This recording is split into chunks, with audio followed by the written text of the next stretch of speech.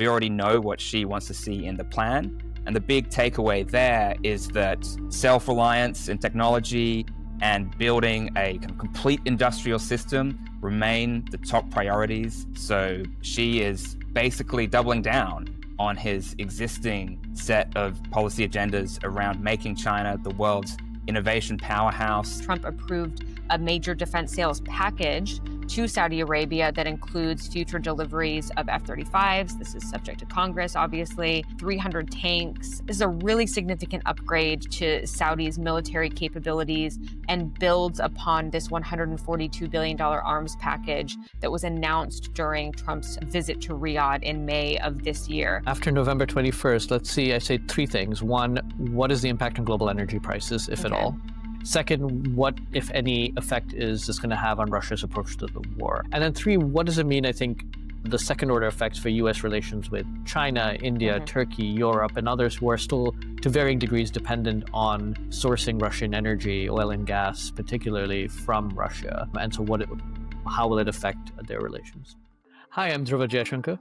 And I'm Rachel Rizzo. Welcome to the Around the World podcast, your essential guide to understanding the forces shaping our world today. Every week, we cut through the noise to bring you clear, insightful analysis of the most important developments in geopolitics. Whether it's security challenges across Europe, power dynamics in Asia, domestic updates from the United States, or regional updates in Latin America or the Middle East, we'll discuss what's happening around the world and, more importantly, why it matters. Thanks for tuning in, and be sure to like and subscribe to the Around the World podcast on both YouTube and Spotify. We're now also on Apple Podcasts. And now on to the show. Hey, Dhruva, happy Friday. Hi, Rachel. How's your week? Good. It's been busy. I just got back from India. We have a lot to talk about. I think in the show we'll be discussing Chinese domestic politics, Saudi Arabia's Mohammed bin Salman's visit to Washington, and big news. Saudi relations, and also the implications of Russian oil sanctions, which will kick in very soon. But we're very pleased to have our first guest on the show to talk China and Chinese domestic politics, Neil Thomas, who's a fellow on Chinese politics at the Asia Society Policy Institute. And before I turn to him, it's surprising, given how much China is a peer competitor of the United States and how much the world obsesses over American politics, how little I think there's a general understanding of Chinese domestic politics and how little attention it gets. So it's really great to have someone like Neil on the show with us to kind of disentangle and decipher what's happening there. So Neil, welcome. We maybe start by talking us through some recent developments. We had the fourth plenum held in Beijing in October of this year, just a few weeks ago. Tell us what that is, why it's significant, and what does it tell us about Chinese Communist Party politics? First of all, thanks for having me, Dhruva and Rachel. It's an honor to be the first guest, and I'll try to live up to the spirit of the podcast. And hopefully you invite many more people on, and it's not a failed experiment. It all depends on you. The pressure's on. Yeah. In terms of the fourth plenum, these plenums, which happen roughly once a year, are important because they are gatherings of the Communist Party's Central Committee, which, if you include voting and non-voting members, is the top roughly 370 odd figures in the Communist Party.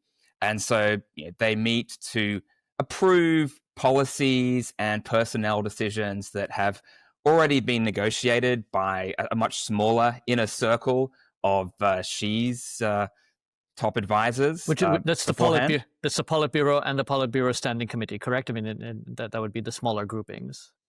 Yeah, so the Politburo is the top, was 24, now 23 people. We'll get into some of the purges.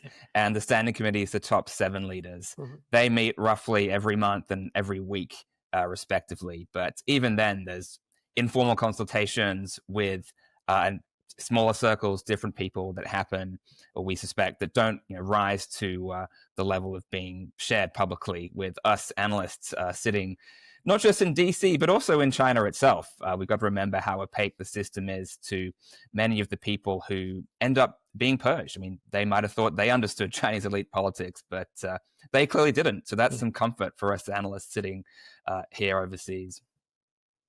What the recent plenum? What was so significant about it specifically? What was expected to pass, and why should people? What should people have noticed? I think there's three big things to notice from the recent plenum. The first was the proposals it published for China's next 5-year plan that will be issued in March, and it's just going to set the top level priorities for economic development until 2030. So that's a big deal in itself. So we already know what Xi wants to see in the plan.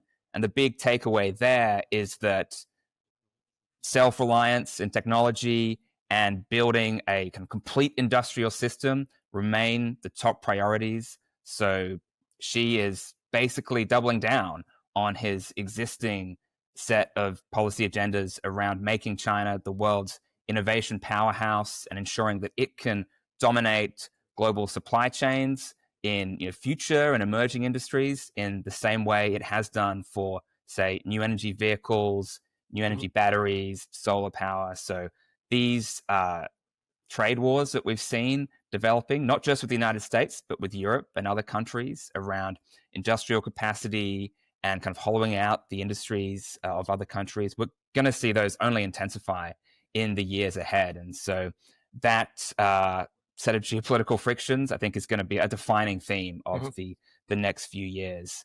Just quickly on the second two takeaways, which are kind of in the more esoteric realms of Chinese elite politics. The second is that this was really the Purge plenum.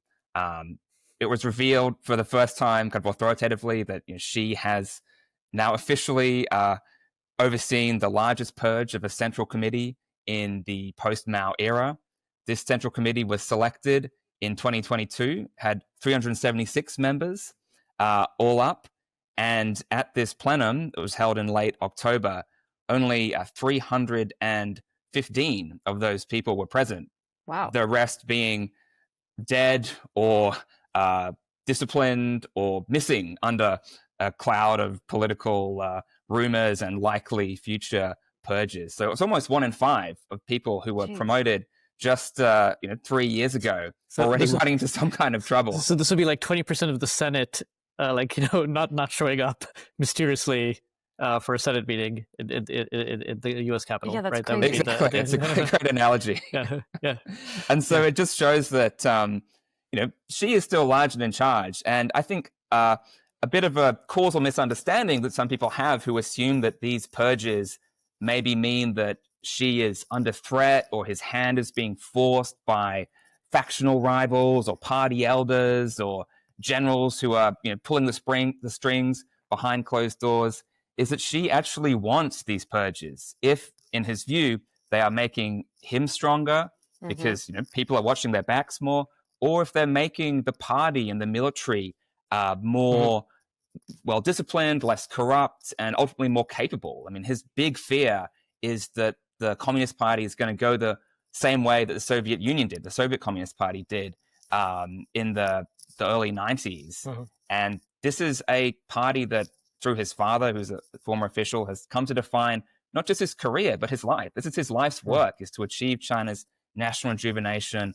under Communist Party leadership. And so what he calls self-revolution is this drive to basically make the party a self-regulating body and kind of do for politics what China's already done for economics, to show that kind of Western models of firstly markets and now democracy are not needed to build a strong and successful country. And so we'll see how it turns out in the coming decades, but that's the thinking, at least, behind Xi's purges. And if these evidence of wrongdoing comes to light or disloyalty, he's very happy to chop the axe on people who he may have promoted a few years ago. There's no signs that he's losing control. And what's the third big takeaway? The third big takeaway, a very quick one, is that if we look at the drafting group for the plenum documents, these are small groups that are assembled before each plenum to oversee the messages that are put out. He's appointed the biggest group I've ever seen in the last few years or decades, includes a lot of the people on the standing committee. And especially unusual is the appointment of Wang Huning, his kind of top ideology guy, who's got quite a bit of attention in recent years for being the intellectual architect of Xi Jinping thought. So he's basically kept on expanding these bodies to allow for Wang Huning to keep playing a role, which kind of shows how much of a force he remains behind the scenes, and which, for me, I mean, whether it's Wang Huning or others, raises some questions about what happens at the next, party congress. So every 5 years, they select a new leadership, and that's going to be in 2027. And Xi's consulting a lot with the current people around him, but like the next crop, the next generation, if you like, of officials are people he hasn't had the same kind of working relationships with. They're kind of, as someone else has put it well, I think John Zinn at Brookings, is proteges of proteges, rather than the people he's been in the trenches with in local governments earlier in his career. So I think for me, the big question that this kind of higher consultation with close allies, but actually much less consultation with the wider party raises is, what comes next? Do we see a real overturning of retirement norms writ large? Like, are we just going to go back to an era of old man politics where Xi keeps around these trusted people for a long, long time and we get some more political ossification? Or does he decide to keep rotating them through and, ensuring that no one group gets too powerful and he feels confident enough to deal with a group of people he doesn't know as well, but who he maybe trusts have imbibed Xi Jinping thought and the new political realities in Beijing over the last, more than a decade of his rule. Yeah. So, Wang Huning is a really interesting character because, amongst other things, he came to the United States, I think in the early 90s on a fellowship, traveled around the U.S. and wrote this book about it. And it's like the decline of the West. And many people have now read it, I think, outside of China as this is sort of a guiding philosophy of Wang Huning and by extension Xi Jinping's view on the sort of inevitable decline of the West and stuff like that, right? Is that correct? Yeah, the book was called America Against America. And he noticed two things. Firstly, that America was technologically so far ahead of China. So that was something that he wanted to come back to Beijing and fix. And secondly, that America had, in his view, all of these social problems around poverty, race relations, political dysfunction.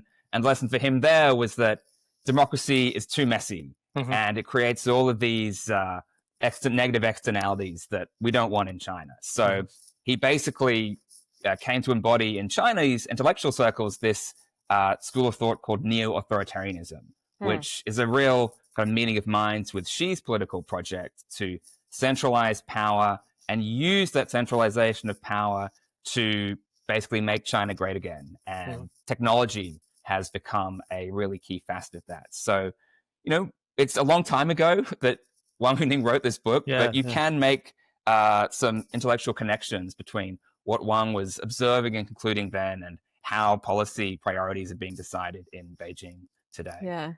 Very, very Tocquevillian in a way. Yeah. So just a couple final questions here. When you're watching, like, what happens at these major plenums, this one specifically, what are you taking from what just happened in China within the CCP, and how can you extrapolate something from that into what it means on the international stage, if anything? I think Xi's confidence in his domestic position, which was reaffirmed at the fourth plenum, certainly helps him in his negotiations with the United States, for example. We've seen a lot of commentary on the Trump-Xi summit and the potential for U.S.-China trade negotiations to lead to something bigger, perhaps when Xi hosts Trump in April in China, in Beijing. So I think Xi is negotiating from a position of strength, and things like this plenum help to reaffirm that. And that means that he can endure more pain, perhaps, than democracies who have to answer to voters.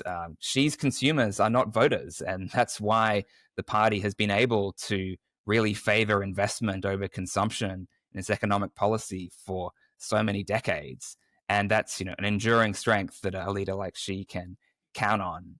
And additionally, the fact that Xi is not under pressure from party elders or from rival factions allows him kind of conversely to also be more flexible if needed. So if the United States does decide to really escalate its economic pressure on China through export controls, sanctions, tariffs, the like, and sticks with those positions, then Xi can make some concessions if need be, if he judges that that's more in China's short-term economic interest than living out the pain. I think his bet is on the former, that he'll be able to outlast the United States. But there was a really concerted push against Xi and a discipline on the kind of American, the Western side.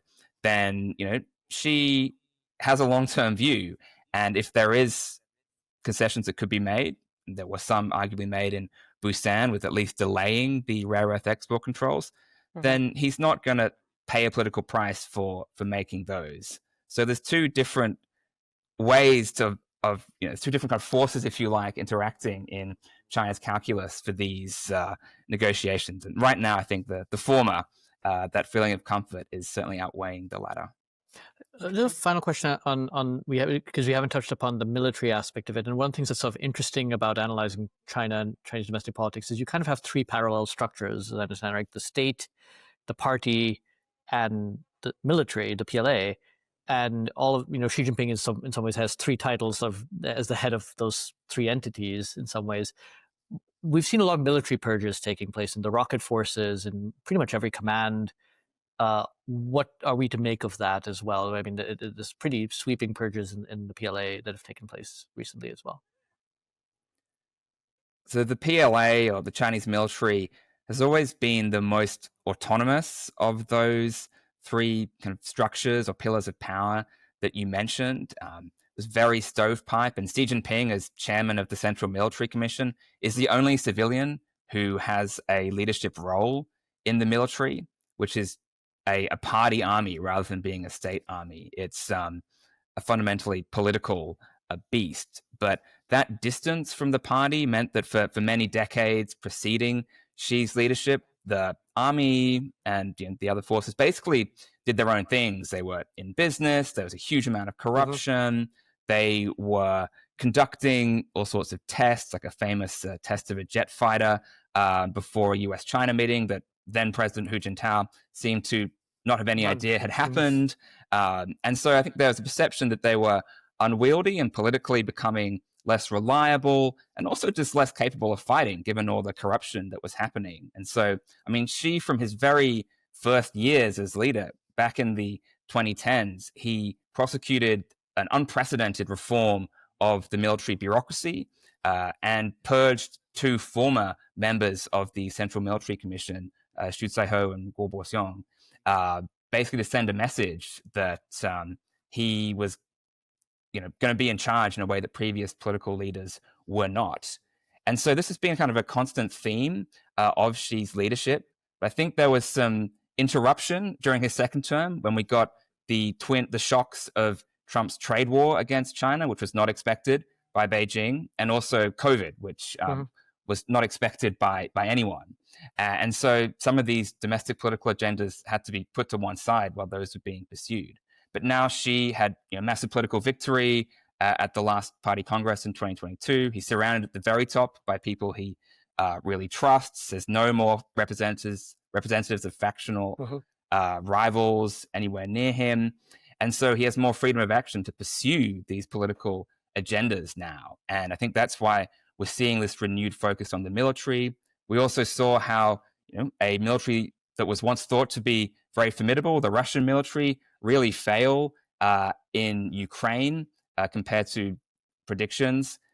It's blamed a lot by Russian military analysts on corruption and on procurement challenges, especially. And then we saw the balloon incident, right, with a PLA spy balloon basically getting out of control and very unintentionally over the United States and blowing up a diplomatic agenda. She wanted to calm down US-China relations at that point, coming out of COVID and the the economic shock that presented. And so we have this kind of confluence of events, and seems evidence of quite significant corruption in the missile forces, the rocket forces emerge. And so I think Xi just wants to clean house ahead of the next leadership reshuffle in 2027 and promote a whole new generation of people who are more vetted, who have less of their career in the pre-Xi era, and in his view will hopefully be more dependable and more politically reliable. And so this is basically, the latest chapter in Xi's long-term mission to really stamp the party's political control over the military, to be able to use it both as a reliable guarantor of its political rule within China. See, the military was a big factor in 1989, crushing the Tiananmen protests, but also in Xi's increasingly ambitious external agenda, right? I mean, if you want to put pressure on Taiwan and the South China Sea, you need a military that is an effective deterrent. It needs to work. It needs to pose a credible threat. And if your missiles aren't working, then that's a trouble. And if you don't trust your leadership, that's another big trouble. Yeah, she keeps on saying, I want a military that is prepared to win battles, right, or to win wars, right? He keeps on emphasizing that. Neil, thanks so much for coming on. That was just a great explainer of like what's going on there. Hopefully we'll have you back periodically to sort of update us on developments, because it's not a story that's going to go away. But thanks again for joining us on Around the World. Thanks for having me. Thanks, Neil. So, Rachel, this week we also had Saudi Arabia's Crown Prince Mohammed bin Salman visit Washington. It's his first visit there in a while. A big gala event at the White House. Trump rolled out the red carpet. Tell us what happened there. Yeah, and if you live in Washington and you've tried to drive downtown this week, it's an absolute disaster.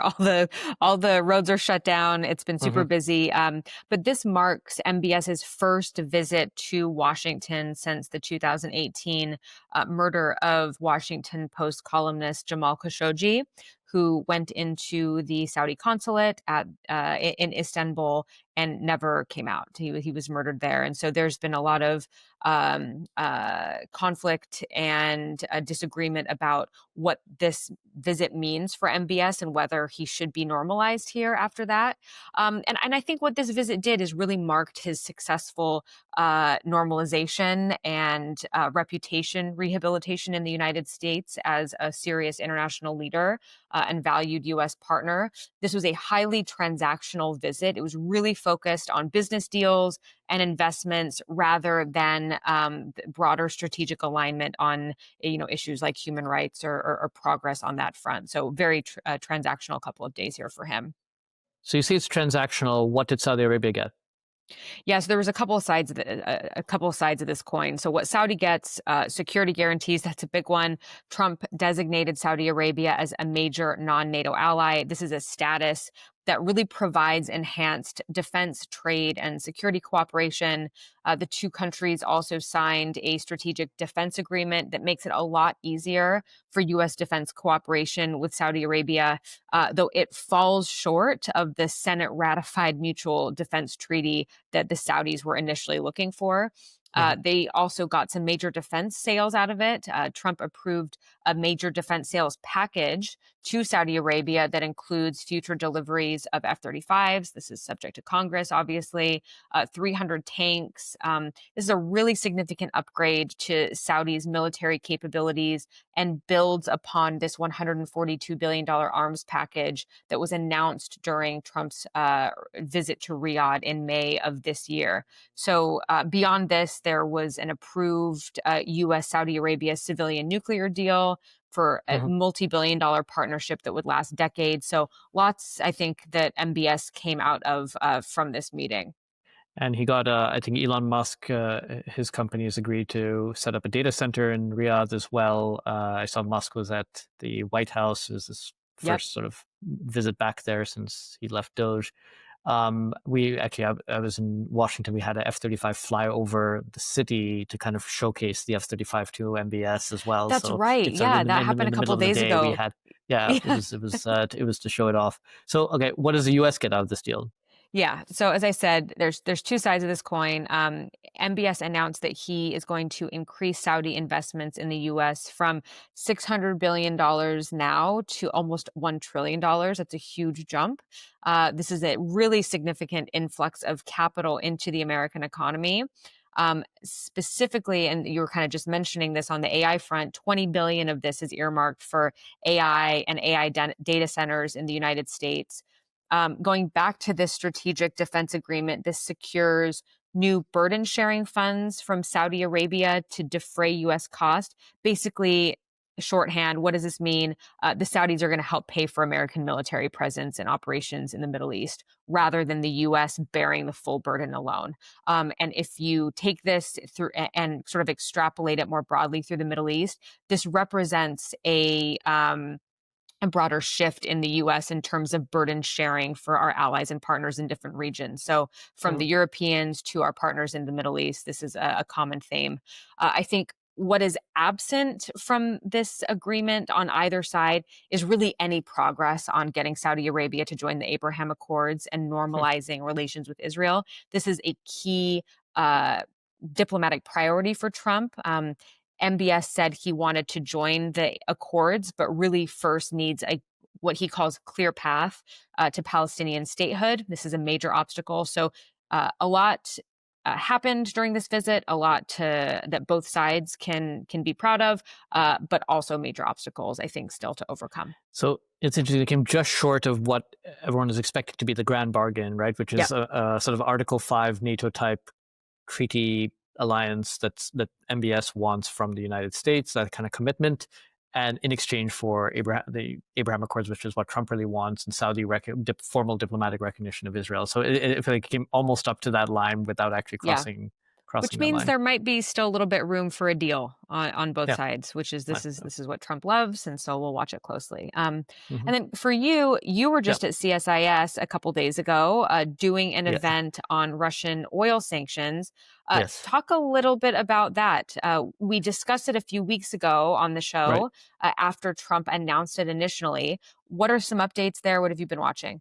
Yeah, so that event yesterday was with Senators Lindsey Graham, who's a Republican, and Richard Blumenthal, who's a Democrat from Connecticut. They are kind of pushing some legislation on Russian oil sanctions, or proposing that. And they've got Trump's blessings. Trump actually a couple of days ago spoke about sort of supporting such an initiative. I was on there as this token Indian perspective, partly because it's various points of time the largest buyer of Russian oil, so the implications are going to be particularly significant for India. So, just to give some context, on November 21st this month, U.S. oil sanctions on Russia's two largest producers of oil, Lukoil and Rosneft, are going to kick in. And the announcement of this a little while ago has already resulted in a tapering of oil purchases from India and China, which are the two largest purchasers of Russian crude oil. In the meantime, India's oil imports from the United States have actually surged this year.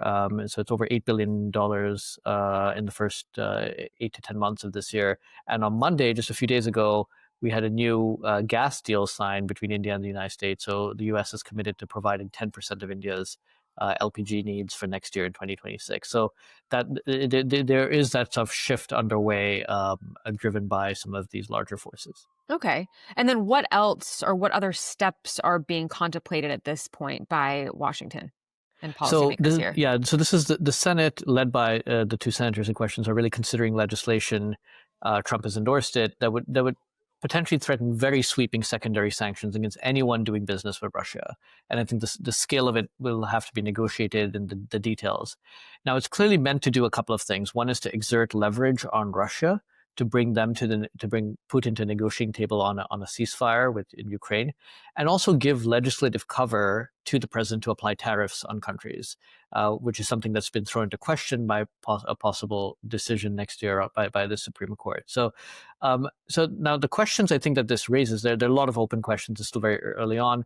Are these credible threats? Because I think one thing is, if it's worded in a way that is sort of, 500% tariffs on any entity that does any kind of business with Russia, I think a lot of people are going to call bluff on that. So I think that the credibility of those threats is an open question.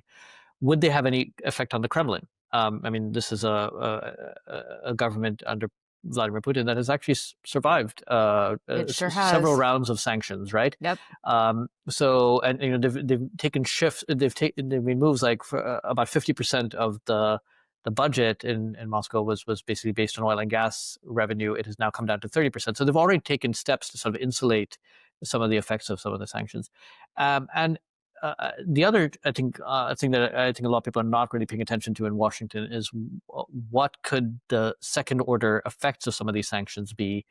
It could, adversely affect U.S. exports. It could cause inflation at home. It could cause global energy volatility. And it doesn't really address the sort of global energy production shortfalls because there are also sanctions in place on Iran, Venezuela. So it's not solving some of the longer term problems. So I think a lot of that, the points I was trying to raise is like that hasn't really been fully thought through. Mm-hmm. So in terms of fully thought through, what are you watching for going forward here? So in the near term, again, after November 21st, let's see, I say three things. One, what is the impact on global energy prices, if at all? Again, there's attempts by energy companies all the way up and down the supply chain to sort of take measures to mitigate some of the impact of this if Russian oil starts coming offline. Second, what, if any, effect is this going to have on Russia's approach to the war? There was a great deal of skepticism expressed by people who follow Russia more than I do. On the panel I was on. And then three, what does it mean, I think, the second order effects for U.S. relations with China, India, Turkey, Europe, and others who are still to varying degrees dependent on sourcing Russian energy, oil and gas, particularly from Russia. And so how will it affect their relations? Okay. So lots to watch there.